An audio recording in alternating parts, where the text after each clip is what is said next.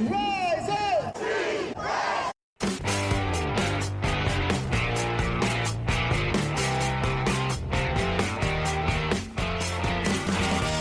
This is the Rise Up See Red podcast, all about the Arizona Cardinals and the NFL, featuring insider and outsider perspectives. Enjoy the best hour of Cardinals talk on the web.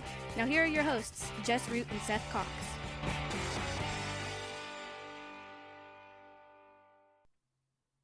Hello, Arizona Cardinals fans, and welcome to the latest edition of the Rise Up See Red podcast, the best hour of Cardinals talk on the web.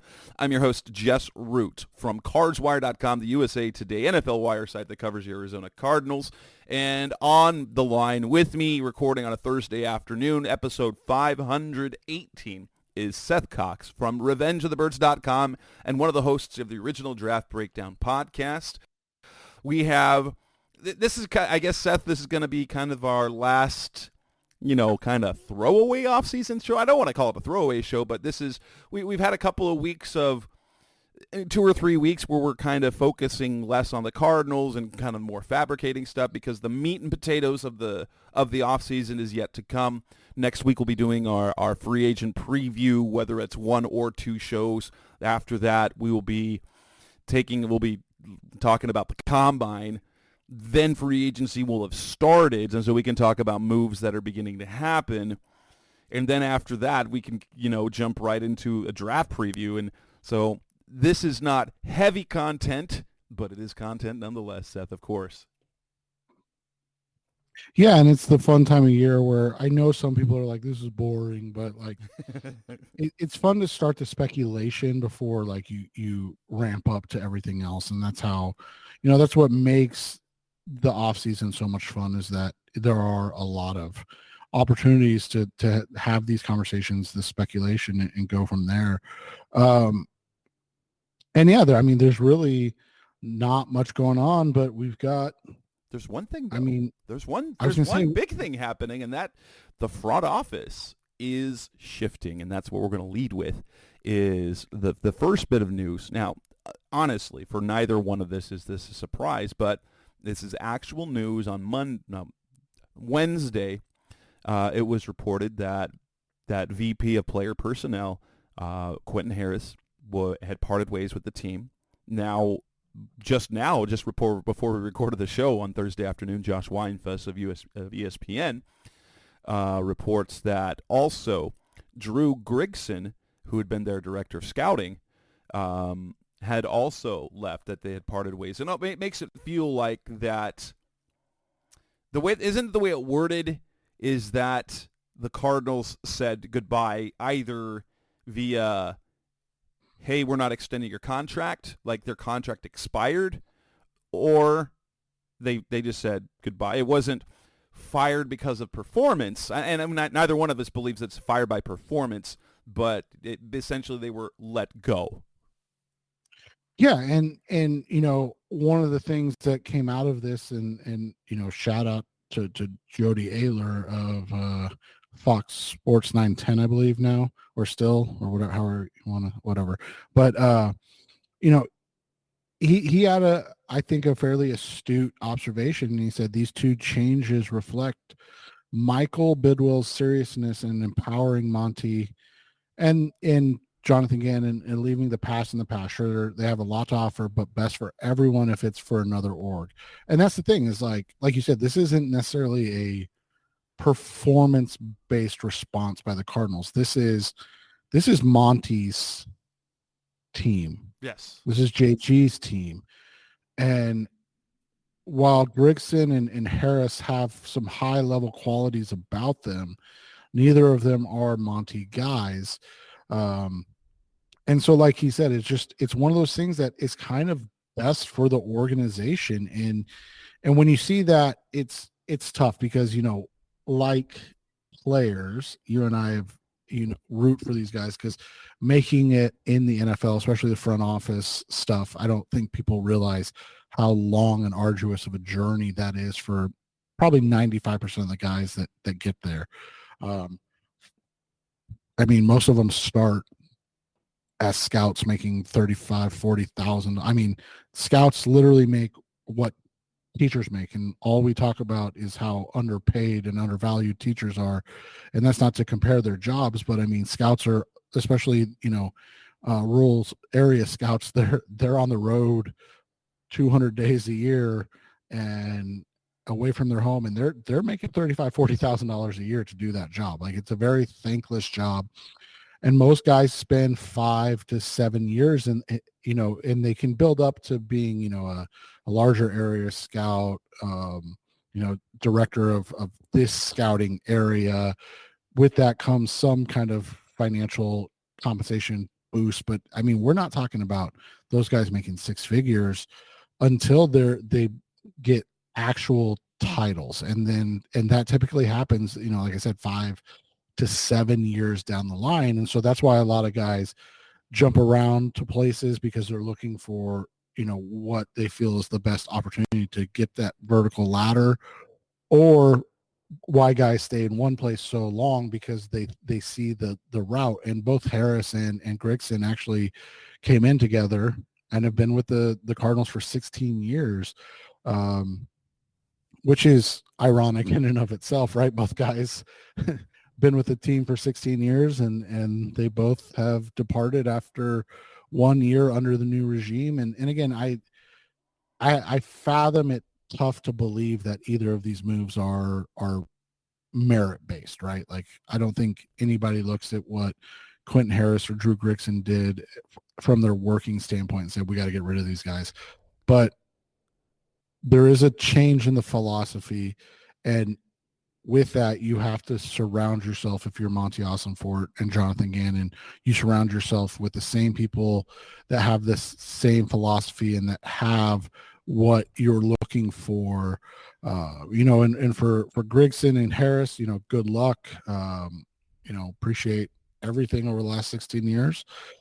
They were part of the regime that oversaw the most successful, runs in Cardinals history. So, I mean, it's not like they're guys that just, hangers on like the pre-Denny Green era, right? Where a lot of those guys probably didn't deserve where they got to. No, these guys have been a part of a regime that, in that Arians era, really changed the face of things and got to the playoffs again, won the most games in Arizona with Cliff. It's just, they're looking for a philosophical change, and you kind of had it, off there the perfect way.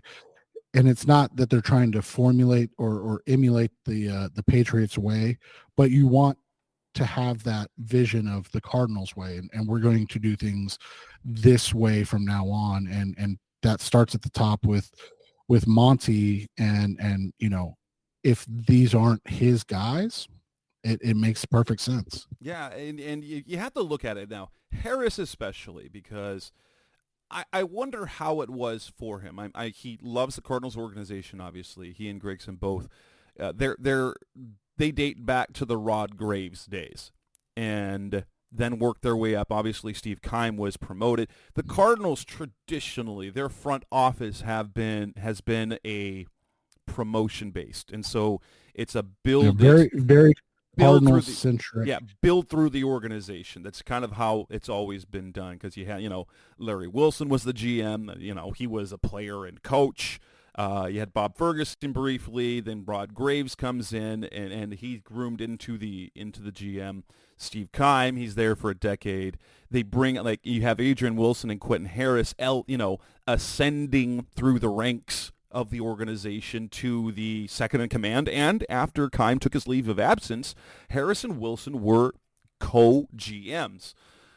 They both interviewed for the vacant general manager job, and if we go back a little more than a year when that process was happening, Seth and I both felt that it would be, if you looked at it over the previous few years, it was always sort of, they were getting Adrian Wilson to be that next guy, that next Cardinals great who is the front office guy, almost like Larry Wilson 2.0. But then they go a different direction. They go an absolute different direction. They bring someone from outside the organization. And think about it this way. It wasn't just one, but it's two things. Like, you know, I wonder how, I mean, Harris had to be disappointed because they hired Austin Fort. So Harris interviewed for the job. He didn't get it. Austin Fort came.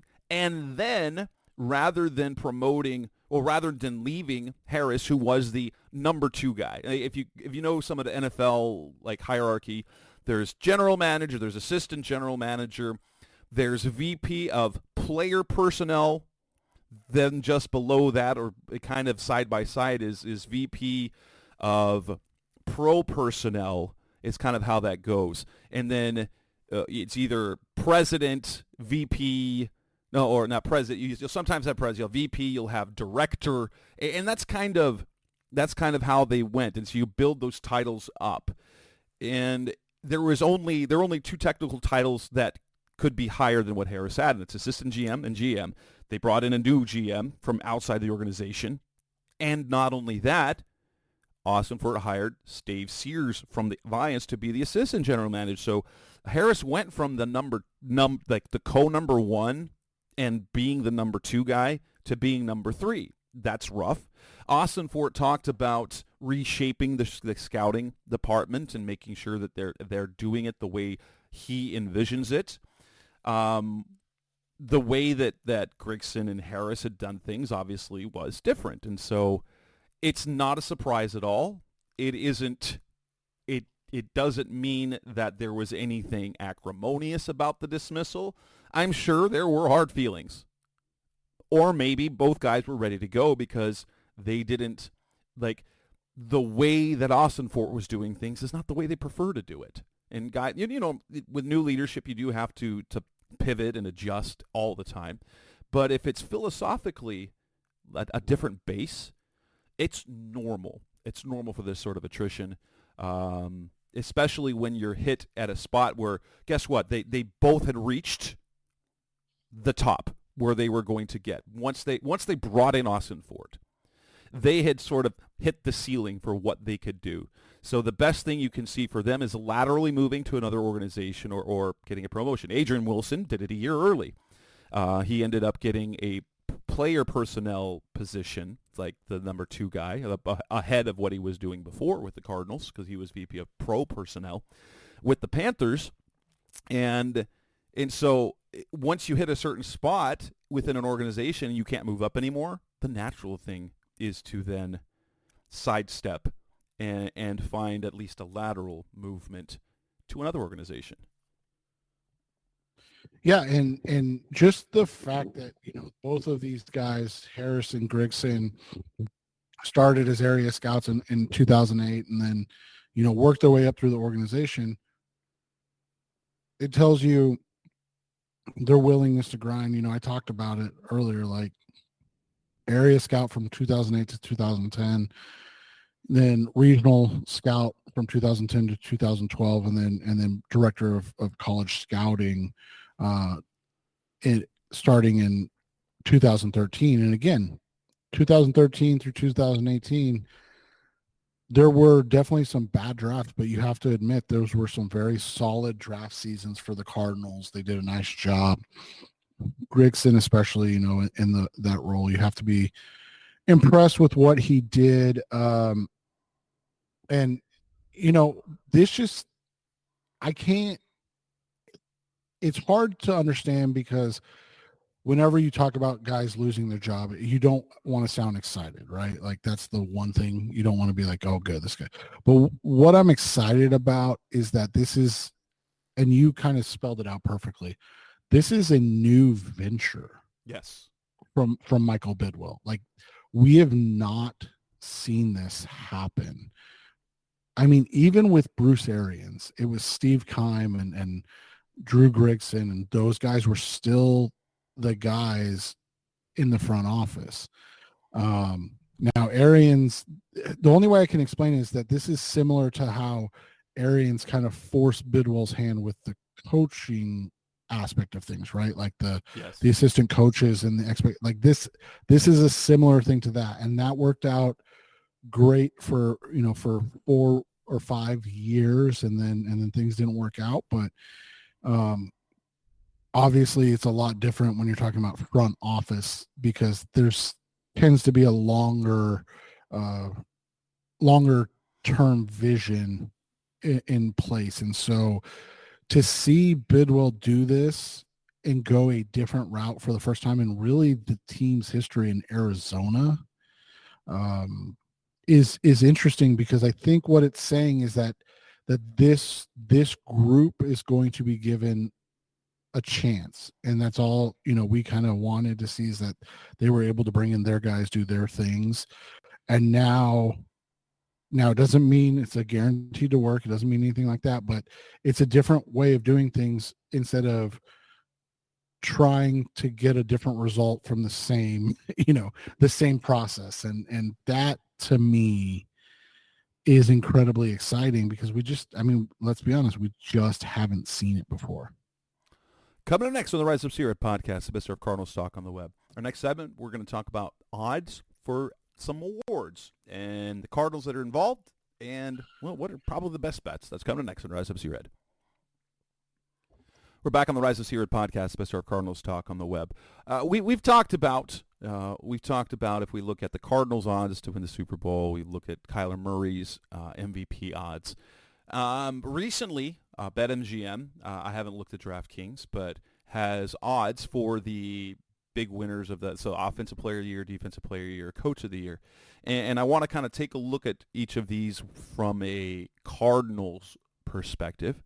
It's Coach of the Year first. The Coach of the Year is always an interesting one because it really isn't about being the best coach, right? It's not about being the best coach. It's about exceeding the expectations. Right. That's and so this year was Kevin Stefanski of Cleveland just eking out DeMeco Ryans by, they had the same number of points. Stefanski had one extra vote, and if you look at what they did, Stefanski took the Browns to the playoffs despite just incredible setbacks with injury. Deshaun Watson in and out of the lineup, and then going with Joe Flacco at the end of the year. Nick Chubb out, left tackle out, and then they had to deal with so much. DeMeco Ryans was my pick, and what he just did with that Houston Texans team. But it's always about, it's sort of expectations. You look at how the odds are built. They're how new are they? 1, 2, what does the team project to be? And that's kind of what if you are more likely to exceed those, you have shorter odds. And if you have longer odds, it's because it seems a little bit less likely, because the favorite for Coach of the Year is Jim Harbaugh at plus 550, the new coach of the Los Angeles Chargers, almost at San Diego Chargers. And the Chargers coming off a bad year. They've got definitely some talent. Harbaugh is incredibly successful as a head coach. But kind of the names on here that are really interesting: Matt LaFleur, Packers; Raheem Morris of the Falcons is the next. Is number 3, but is behind only Harbaugh and the newcomers in the Falcons, which have talent but not a good quarterback. And Raheem Morris, could they take the next step? Go all the way down to plus 2,200 or 22-1 odds is Jonathan Gannon with 1, 2, 3, 4, 5, 6, 7, 8, 9, 10, 11 coaches with shorter odds. What was your initial, I saw those odds, I'm like, yeah, that makes sense. With Gannon being right there.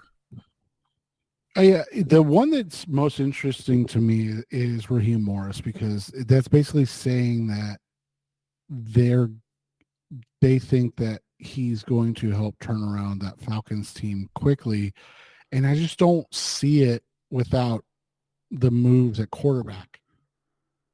So, for him to be plus 1,000 is really interesting. DraftKings, the odds are a little shorter for Jonathan Gannon, just a little, plus 2,000, so 20-1 odds. So again, probably a better, if you believe in Gannon, go bet on BetMGM, better odds. And he is 10th. So again, a little bit shorter odds. This book likes his chances a little more ahead of guys like Antonio Pierce, Dave Canales, those newcomers to go with other ones, and even like Dan Quinn. Gannon at 20-1, 22-1. It's the odds are still long. You look at it after D'Amico Ryan's, at least on DraftKings, everything is plus 1,800 or longer. So Harbaugh's Jim is plus 500, Matt LaFleur's plus 800, Raheem Morris is plus 1,000, then Shane Steichen, Robert Saleh, Mike McDonald, the new Seattle Seahawks head coach, and then D'Amico Ryan's all plus 1,400. And then Sean McVay and Matt Eberflus are both plus 1,800. Eberflus is an interesting one too, man, because like I think he could also be the first coach to be fired, right? Yes. So Gannon being behind those guys. I mean, outside of Morris, I think all of those kind of make sense in front of him, because the thing with Gannon is going to be the expectation is they're going to win. I'm going to guess they come in at 6.5. Yeah. Wins on the season. So 8 wins, which is what you and I have talked about, that 8 to 9 wins. That's not exceeding expectations. That's slightly exceeding, but that's not right. That's not, blowing them out of the water. So if they come in at 6.5, you almost typically have to double what those expectations are. So probably 11 or 12 would get him in that top tier conversation, barring a Kyler injury, and then they win, 9 or 10 games. Kind of like what you were saying with why Stefanski won this year. So, but so for those reasons, I think it'll be interesting. I don't hate those odds. Like I said, if you truly believe in them, take plus 2,200 on BetMGM, because those are, it's a little bit more profitable. Yeah. Interesting for me, who have the longest odds. The longest odds are at plus 6,600. Andy Reid, because he can't do anything to win. Right. It's Kevin Stefanski, who just won it, because you're not going to have a repeat winner. Dennis Allen, who we don't know if he's this is saying nobody believes in the Saints at all. Right. And Allen might not make the season. And then Todd Bowles is another interesting one. To see him that low, that just is, that screams that they don't know what to think of him. He could be the first guy to get fired, especially if they don't bring Baker back, right? Because their quarterback situation is bad at best without Baker. So we'll see kind of how that goes. What's interesting is that, and what do they go off of? The AP Coach of the Year, right? Yes, they do. Andy's only won that one time, and he's going to be a Hall of Fame coach. Bill Belichick has only won it 3 times, and he's potentially the greatest coach ever. Like, it's not really an award for, like you're saying, the best head coach. It's who gets the most surprising, right? It's the most surprising good season. Or in the absence of that, it's the coach who had the absolute most dominant team all year. Right. And so, you look at it, you look at how those things came out. I'm not overly surprised that's the way it falls. It is interesting. I'll say this. It's interesting when to see Harbaugh, because every year the expectation is San Francisco's going to, or sorry, LA is going to be. Yeah. No, sorry. Oh, you're talking about the I meant to Jim Harbaugh. Yeah, Jim Harbaugh. The expectation is they're going to be good, right? Every single year. And they kind of always fall short, right? Yes. So it's just really interesting that's every single year you see that, and you're just kind of like, okay. Oh, with Harbaugh, they're expected to be good. With LaFleur and the Packers, you're expecting them to be, 11 plus wins, right? Like that's kind of what you're seeing there. Raheem Morris, that they're going to be a division winner.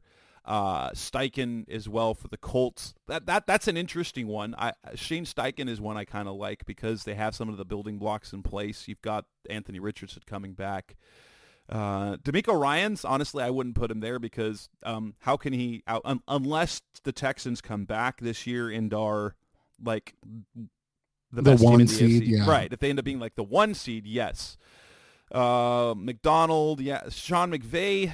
McVay's an interesting one because of where the Rams are, because they won their championship, but because they had such a really good rookie class, they have a good mix of star old players, Matthew Stafford, Cooper Kupp, Aaron Donald, and then ascending young players that were great as rookies with Puka and Kobe Turner and Byron Young.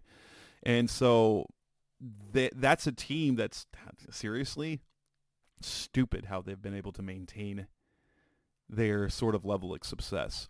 Eberflus is weird. Dave Canales I get because no one expects anything out of the Panthers this year. But at the same time, he's right in the middle of the pack because there is the potential for certainly exceeding expectation.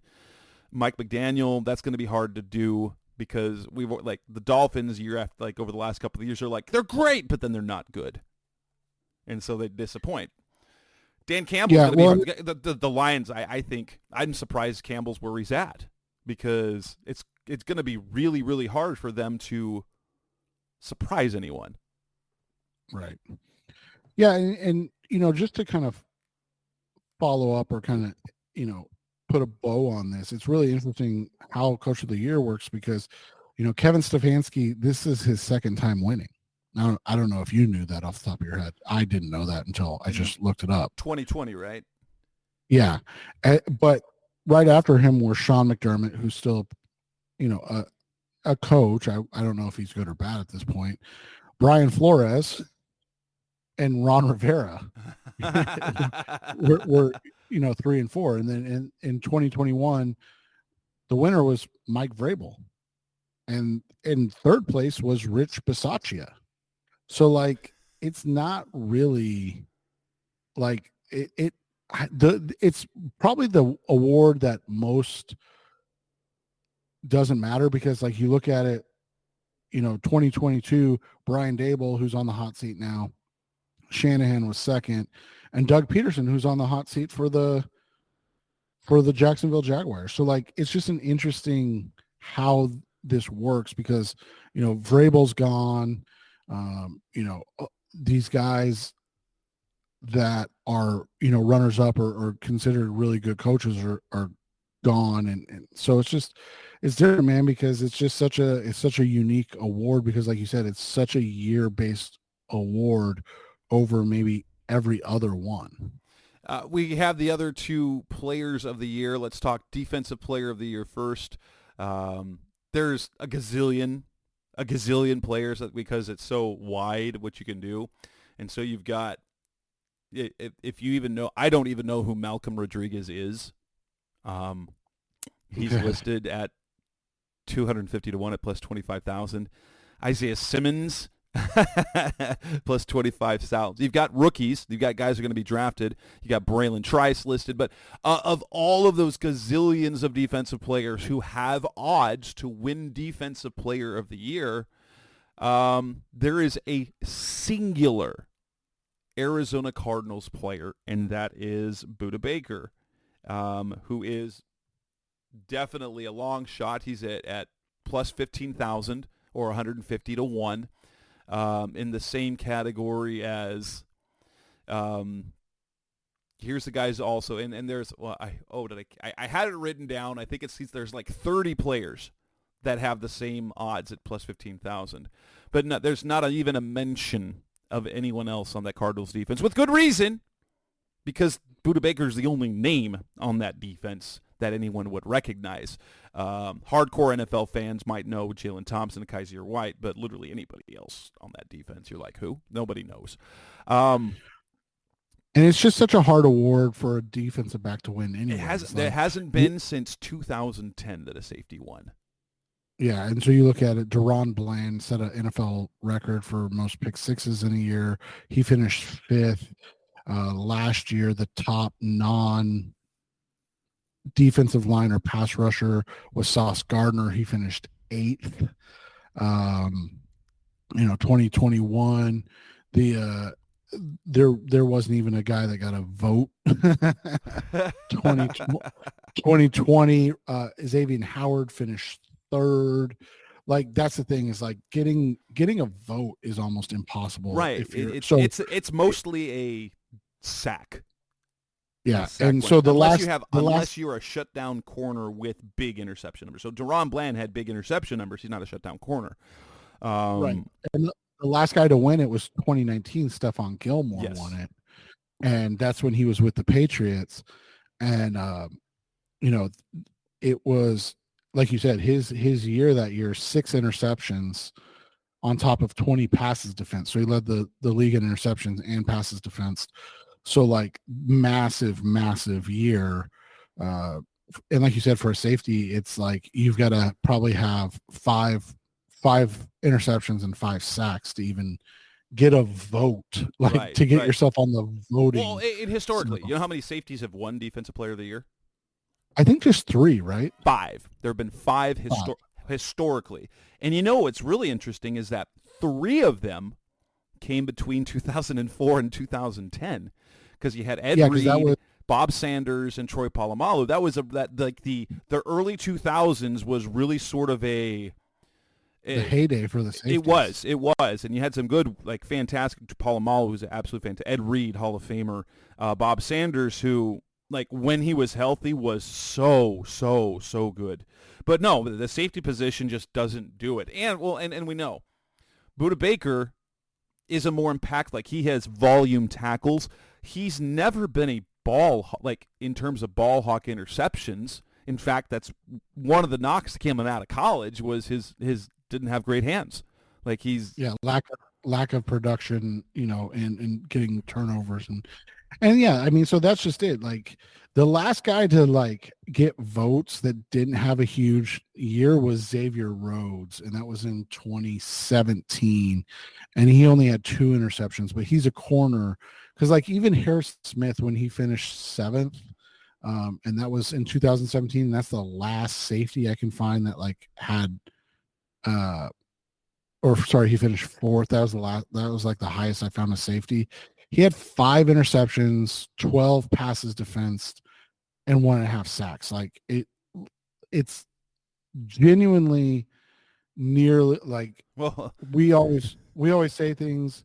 We always say things like throw $5 on it and see what. Don't do that. No, go for it though. What you do like, if you look at just how much it's swayed towards sacks and edge defenders, is that 1, 2, 3, 4, 5, 6, 7.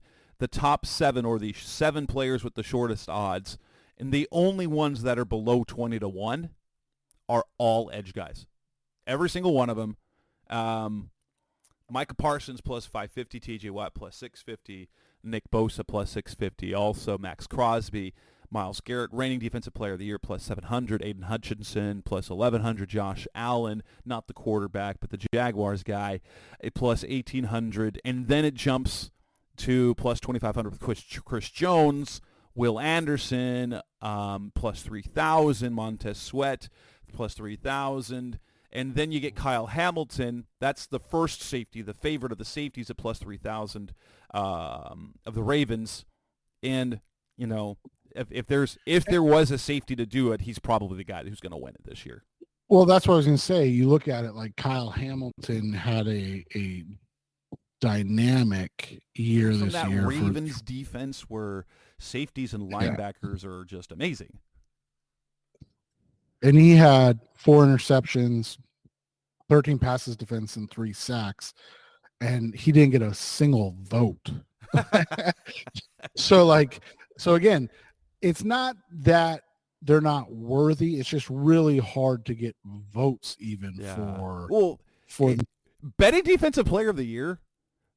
That with that group of pass rushers, that almost for me is a why bet, because it No, feels like so 100%. any of those, it's such a toss-up. Because could Micah do it? Yes, because these are all big sack guys. If the first the guy I think odds-wise that I would toss just two guys, Aiden Hutchinson and Will Anderson, because Aiden Hutchinson is, wow, he's good, and he has that potential to take that next step. Like Nick Bosa's already been there, T.J. Watt's already been there, so we've got guys that are already been there. Aiden Hutchinson is the guy I would say, and then even Will Anderson, because he's young and he had the 7 sacks and they all came towards the late part of the season, and just how good we both believed he would be in the pros. But yeah, other than that, I mean, like with defensive player, I mean, I'm like, why would you do any of those? Because especially if you want to spread out a bet, because they're like, it's worth spreading around 2 or 3. But you need to get those guys at like plus 1,000 or more. Otherwise, you're just you put too much bets out there. Only one's going to win, and you just evened your money. It's good, right. like And if you've got 2 or 3, but there's not just 2 or 3 on here that you could go, oh yeah, there's too many, way too many. I think the only 2 that make financial sense to me are Will Anderson Jr. and Chris Jones, because Will Anderson Jr. on DraftKings is plus 2,500. Chris Jones is plus 3,000. So, so those at least, you fire $10 on those, you win 250 or 300, and it's no big deal. Offensive player of the year, all like a gazillion guys. The favorite, and this is again, the favorite is Christian McCaffrey at plus 500. Guess what? I wouldn't put money on McCaffrey to do what he did this year. Definitely not. But the thing is the top 4 I wouldn't bet on, because again, the value is just not enough. And actually, I wouldn't bet on the top 5. But after the top 5, I see a lot of value. You just have to be willing to understand that, like, once you're getting into that 22 to 1 range, the odds are not in your favor. But it's also, if you wanted to pick 3 or 4 guys to throw $10 down on, then you still win big. You know, right. You win 200 but lose 30. Well, and just think of it this way: you could bet $10 on 5 guys in the plus 2,200 range, or above, and clear 170, or bet $10 on Christian McCaffrey just to win 50, and hope that because you can't bet the same amount. Like, you can't bet 10 on Christian, who's at plus 500, 10 on Tyreek, who's plus 650, 10 on Justin Jefferson, who's plus 650, and 10 on CeeDee Lamb, who's plus 850, and really make, I mean, you would make with money. Lamb, right, with Lamb, you would make $45. And it's like, and what's the fun in that? Right. And so you look at these guys. You bet $40, you win 45. Right. So there are a couple I really, really like once you get past those numbers. And so, and here's the thing about that award is it's so different than the opposite, right? Like, typically those awards or the MVP go to quarterbacks. Offensive player of the year is usually not a quarterback. So that's one of the things that you have to look at. I mean, I'm trying to go back. When was the last time a quarterback won offensive player of the year? It's been a while, because I'm in 2019. Yeah. So it's been over 6 years. Patrick Mahomes in 2018 when he had 50 touchdowns. So when you look at it, getting Kyler at plus, what was he on DraftKings? He's plus 6,000. What is he on BetMGM? Let me see. It's Kenneth Murray. 6,600. So it's 66 to 1 for. So again, if you want to bet it, that's not bad. But if you're going to bet on a Cardinal, James Conner at plus 13,000 is way better especially if you're going to go $10. And Because it's just BetMGM is a little bit longer at plus 15,000. 100%. And that's the way, if you want to bet on a Cardinal, that's the way you do it. Because I'm not joking. Like 2018 was the last time a quarterback won that award. It's just not an award that quarterbacks tend to win because they get the MVP trophy. Yeah. That's why Kyler's MVP odds are shorter than his offensive player of the year odds. Yeah. So getting James Conner at plus 13,000. Think about what he did this year in 12 games or 13 games, whatever it was. And then extrapolate that 17 games. And then if they're a team that wins and makes the playoffs, he's a guy that if he puts up, he could have a Christian McCaffrey like year because he is talent wise on par with any of the great running backs who just hasn't had a full season. You know who else has super long player of the year odds? Trey McBride at 200 at plus 25,000. But don't bet on a tight end. Don't bet on a tight end. No, that's tight end's tough. But if you want to get frisky, if you're feeling froggy and you want to make a bet, I don't think that they're going to win. But it's nice because it's one of those bets that you can throw a cool $5 on, and you would actually make money. Marvin Harrison Jr. is plus 12,000. So he actually has shorter odds than James Conner. But $5 gets you gets you 600. Oh, actually on BetMGM he's plus 15,000, so he's the same as Conner. Yeah, and then Malik Neighbors is plus 15,000. And then Rome Odunze is actually way down at plus 20,000. And the reason I say, you could do $1 and on those guys, and you're going to win 100 plus dollars. And it's just a little bit of fun. But if they get in the right system and stay healthy, those guys all could put up numbers, exceeding what we saw from wide receivers like Michael Thomas, where he had 17. I mean, they won't have 150 catches, but they could put up, between 1,500 and 1,700 yards. They're that talented.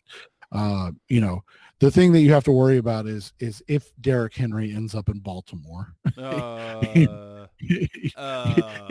will he run for 2,000 yards on the season? And you're like, oh man, oh my god, so Derrick Henry with Lamar Jackson, that would just be stupid. But that's also why you look at this now and you go, hey, where is Derrick Henry? And you see him, he's where did he fall to? He's at plus 6,500. So again, $10 on Derrick Henry now before he ends up in Baltimore that's a $650 win on on a $10 bet. Like those are the guys you look for is okay. Guys that are looking to come back. I wouldn't bet Nick Chubb just because Nick Chubb is an absolute monster. If anybody's going to come back from that knee injury, it's going to be Nick Chubb. I wouldn't bet it. Plus 5,500 is not good enough odds because even a $5 bet, to get 275, it's not worth it. Like just with a guy that second serious knee injury, right, in his career. Yeah. And then from there, I mean, you look at it, Jahmyr Gibbs is an interesting one because he could be in for a ton of touchdowns. Devin A-Chain, but I don't know if that guy can stay healthy, man. Like he was a little bit fragile this year. And then an interesting one, but these guys end up, it becomes tough because typically the guys that win the award put up historical numbers, right? Or like borderline historical. And like we went over McCaffrey, Hill, Jefferson, Lamb, all those guys aren't worth the juice. But Puka, I mean, he had a fantastic year. I thought he deserved the rookie of the year. If it were almost for like Stroud's rook, like that was almost like Kyler versus Josh Jacobs. Only Stroud had a better year. And Puka had a better year than Josh Jacobs. and Stroud had a Yeah. better year than Murray. Yeah, and so we'll see what happens, but this is there's some chances there, but I like Puka because he could be a guy that puts up 1,800 yards, and if he does that, he's plus 3,000 on DraftKings, so it's a little bit better. But yeah, stay away from Cardinals unless you're going to throw some money on the rookies early before they get drafted, because unless you want to bet James Conner, again, Oh, and quarterbacks also, just don't. but like we said on the other show a while back, Kyler for MVP, those are good odds. Right, those are fantastic odds. Coming up next on the Rise Up Sierra podcast, Best of Cardinals Talk on the web, we have some information that neither one of us is. It's about Paris Johnson. Let's see what you think about that. That's coming up next on Rise Up Sierra. We're back on the Rise Up Sierra podcast, Best of Cardinals Talk on the web. We have some interesting. We have information that we have heard that is sourced. It's not sourced through either one of us, but we've heard sourced information from someone we know. And therefore, it's not something that we necessarily would put out on the Twitter X world or even in print on either one of our sites. But it's something worth talking about. And it's dealing with the future, the immediate future of Paris Johnson, who played all 17 games, every single snap that the Cardinals played this season on offense at right tackle. And with DJ Humphries getting hurt, tearing his ACL at the end of the season, that leaves a gaping hole at left tackle. And it would seem natural that Paris Johnson would slide on over, and then they could look for a right tackle because you feel like it's probably easier to find a right tackle than a left tackle. But this sourced information, this is like second and third hand sourced information, is saying that the Cardinals will keep Paris at right tackle. Which, to kind of both of us, it seems a little bit kind of an interesting decision this early on, doesn't it? Yeah, I guess the only reason it's not overly crazy is that you're likely going to get the offensive tackle one if that's what you want to do in the draft. That being said, you still can't guarantee it. I mean, nobody has any idea what Chicago or New England's going to do. We feel like it's going to be Caleb Williams. We feel like the Patriots would take Marvin Harrison before a tackle, but you never know. It just feels odd to make that call now before the offseason itself plays out. Because how are you going to make a call on something that you don't have all the information on yet? Right. That's my biggest thing. It's like, or maybe unless, what this news is saying is the plan is to keep him at right tackle. I know that Paris fully intends on this season working out both sides, and I guess we'll know more once free agency starts, because and that's kind of what my question is. Is this the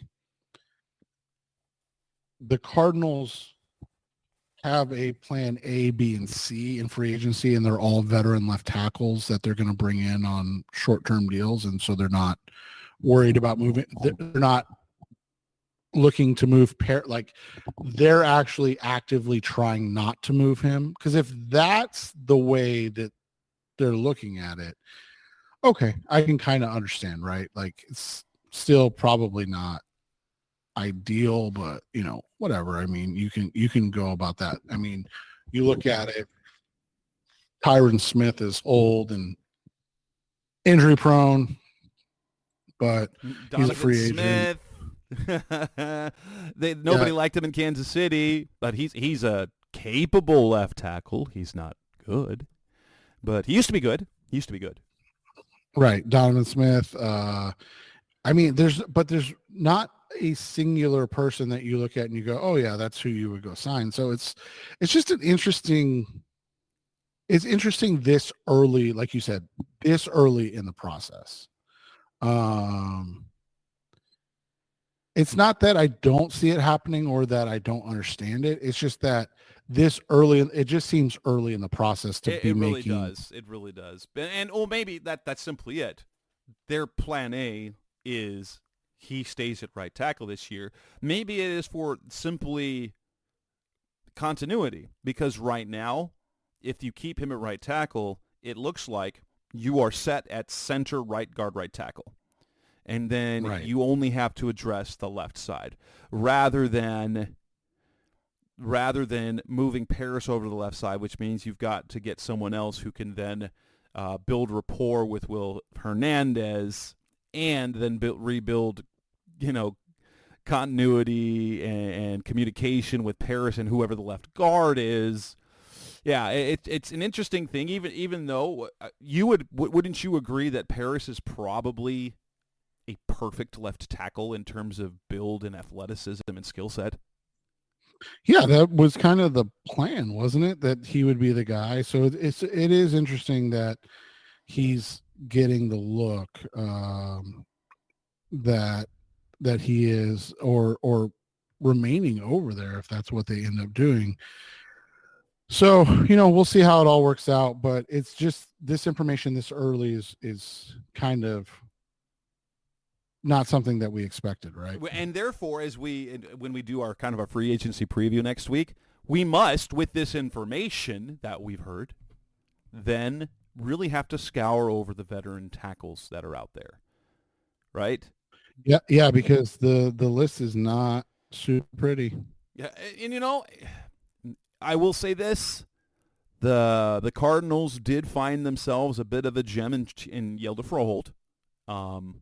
And so maybe there is an under-the-radar type player that they kind of have their eyes on.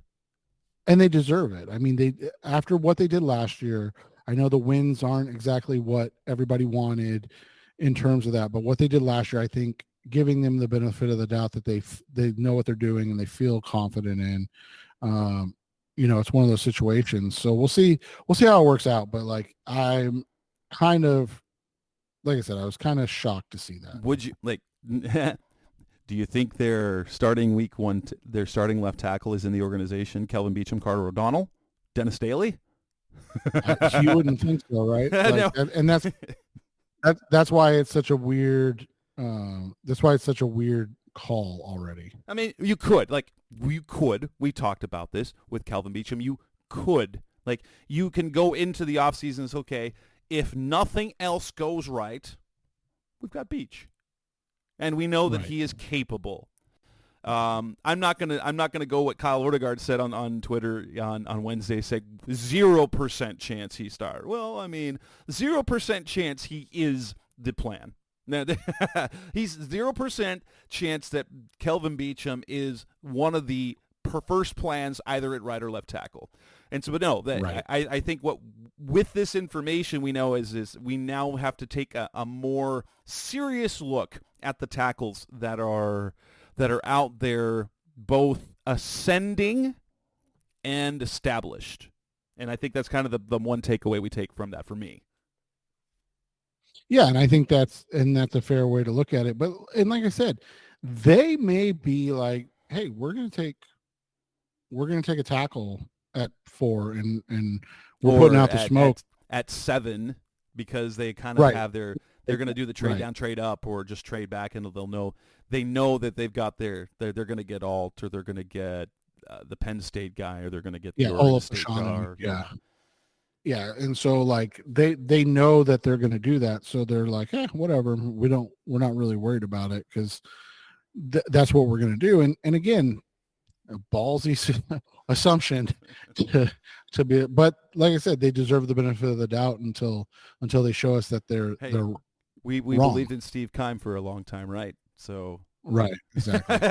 And with that, we will wrap up this edition of the Rise Up Seared podcast, the best of Cardinals talk on the web. This has been episode 518. We will have at least one show next week where we do a free agency preview. So we've got free agency preview next week. We've got combine review coming up the week after, and then free agency. Though there's, if you're listening, thank you. But any other Cardinals fans that you know out there, get them on this podcast. We aren't haters. We don't do that. And we try to keep a objective look at with a positive feel things moving forward. That's Seth Cox. I'm Jess Root. This is the Rise Up Seaward podcast. We'll be back next week. Thanks for listening to the latest edition of the Rise Up Sea Red podcast. Listen to previous episodes and subscribe to the show on Apple Podcasts, Stitcher Radio, Audioboom, or many other podcast platforms so shows are delivered directly to your mobile device. Please give the show a 5-star rating and always support the sponsors who support the show. We'll be back soon for the best hour of Cardinals talk on the web. Rise up Red Sea, be Red Sea Red, and of course, Rise Up Sea Red.